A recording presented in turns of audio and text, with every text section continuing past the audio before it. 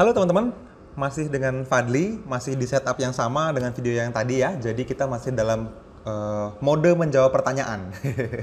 Oke, supaya nggak panjang banget, jadi saya pisah videonya. Gini teman-teman, ada pertanyaan yang menarik dari salah satu timnya NFC. Jadi tim NFC ini ditanyain, pertanyaannya begini. Mas mau tanya, saya pernah suatu ketika sangat yakin memulai trading lagi setelah MC berkali-kali dengan depo uang real. Setelah direncanakan dengan matang, saat akan deposit lagi selalu muncul ketakutan bahwa akan terjadi hal buruk dengan uang saya. Nah ini ngatasinnya gimana? Ini pertanyaannya bagus teman-teman. Saya yakin mungkin ini akan banyak banget relate sama teman-teman ya. Ada banyak banget teman-teman yang juga ngerasa ketika memulai sesuatu khususnya dalam bidang trading ada rasa takut. Ada rasa gugup, ada rasa deg-degan, ngeri gitu ya ketika ingin mulai dari deposit, bahkan sampai ketika teman-teman detik-detik mau transaksi, ketika teman-teman akan eksekusi buy atau sell-nya, ada perasaan deg-degan, ada perasaan nggak nyaman, apapun itu. Nah, itu disebut emosi negatif teman-teman.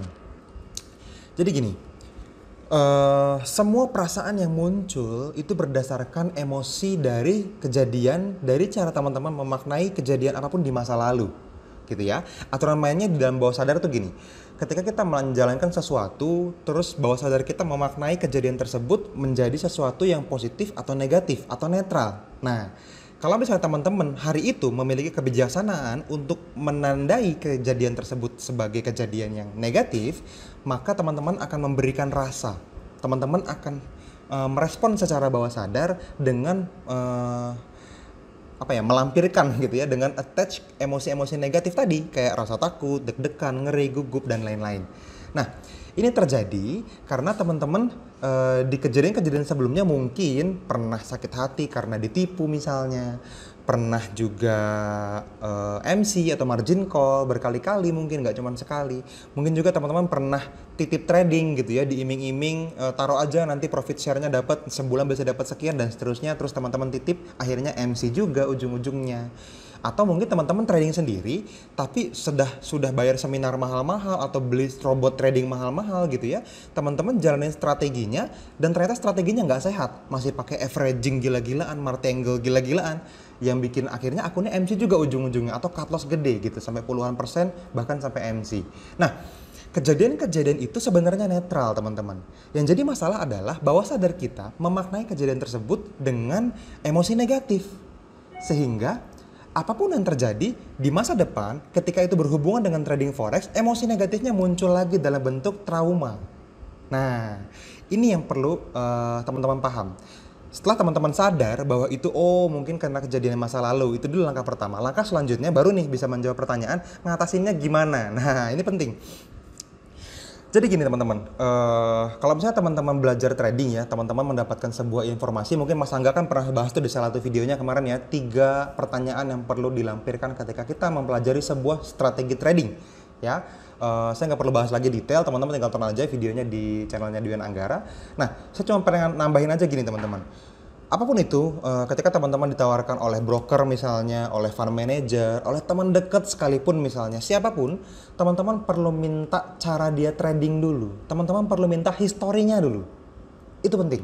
Dan setelah historinya sudah didapat, apa yang perlu dilakuin? Teman-teman cek TP dan SL-nya atau cut profit dan cut loss-nya itu konsisten nggak? Menggunakan satu set of rule yang aturannya sangat hitam dan putih nggak? Seperti itu.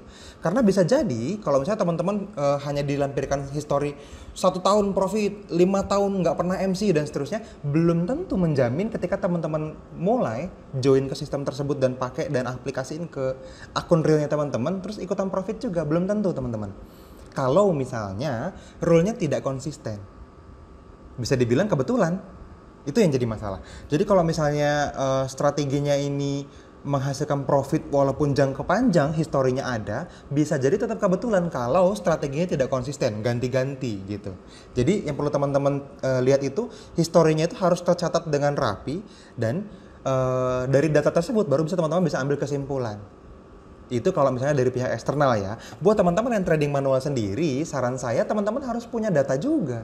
Teman-teman nggak akan bisa menghilangkan perasaan-perasaan negatif tadi karena kejadian masa lalu yang teman-teman alamin kalau teman-teman tidak ngobrolnya by data. Banyak teman-teman bilang kalau pakai SL-nya kena terus Pak gitu. Terus saya tanya, pernah nggak kena TP juga? Pernah sih. Terus TP sama SL-nya kalau di rata-rata dari 100 transaksi banyakan mana? Nggak tahu. Bisa jadi banyakan SL-nya katanya. Nggak bisa jadi. Teman-teman, trading ini bisnis. Buat saya trading ini sebuah profesi yang layak diperjuangkan, yang layak dipelajari dengan dalam karena hasilnya saya nikmatin banget hari ini. Teman-teman kalau mau serius banget pelajarin trading, ya belajarnya juga yang serius teman-teman. Hasilnya baru serius gitu. Jadi gini, yang perlu teman-teman lakukan adalah catat semua transaksi yang sudah teman-teman lakukan. Kalau teman-teman belum cukup banyak, lakukan dulu dalam jumlah banyak. Kalau nggak pede di akun real, akun demo dulu juga nggak apa-apa. Serius. Karena yang teman-teman butuhin hari ini tuh bukan profit teman-teman. Yang teman-teman butuhin hari itu skillnya dulu. 1 bulan, 2 bulan, 3 bulan, let's say teman-teman aja di NFT VIP Plus bahkan untuk ikut kelas mentoringnya kita di tim tradersnya NFC, itu mereka juga pakai akun demo ada 1-2 orang gitu. Walaupun sebagian besar ya jelas pakai akun real kan gitu ya. Tapi saya pengen teman-teman punya skillnya dulu, punya satu set of rule dulu, punya catatan history yang rapi dulu. Dari situ baru teman-teman muncul rasa percaya diri teman-teman. Baru teman-teman bisa ngatasin tadi tuh perasaan-perasaan takut, deg-degan, ngeri, gugup, apalagi kecewa tadi, marah misalnya, bahkan sampai dendam sama market gitu ya, balas dendam misalnya gitu.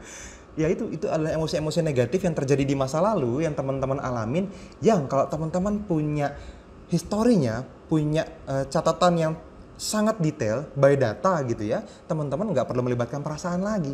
Teman-teman tinggal analisa dari data yang teman-teman punya. Itu aja kok teman-teman. Oke, jadi teman-teman saran saya ketika teman-teman jadi seorang trader jangan baper, jangan libatkan perasaan. Teman-teman harus tes dan ukur semuanya gitu. Dan teman-teman harus punya satu set of rule yang sangat jelas, sangat hitam dan putih. Ini kita sampaikan di semua seminar kita kok. Di Bandung kemarin juga ada yang nanya kayak gitu, saya jawabnya juga sama. Besok di Medan juga mungkin ada juga teman-teman yang udah ngalamin juga ya, tanggal berapa ya? Saya rencana mungkin sekitar tanggal 19 Oktober ke Medan. Itu juga akan kita sampaikan hal yang sama. Begitu juga dengan kota-kota selanjutnya. Jadi teman-teman bisa ambil satu kesimpulan bahwa nggak perlu ngalamin perasaan-perasaan takut atau perasaan-perasaan deg-degan atau emosi negatif apapun itu. Lakukan pencatatan dari sekarang yang rapi historinya, baru teman-teman menemuin rasa percaya diri. Oke, mungkin itu aja dari saya. Kalau teman-teman suka video seperti ini, silahkan klik tombol like. Jangan lupa subscribe channelnya Nusantara FX Community. Dan kalau misalnya ada pertanyaan lanjutan atau juga komentar, silahkan taruh di kolom komentar di bawah deskripsi di bawah video ini. Oke, saya Fadli undur diri. Sampai ketemu di video-video berikutnya. Thank you teman-teman.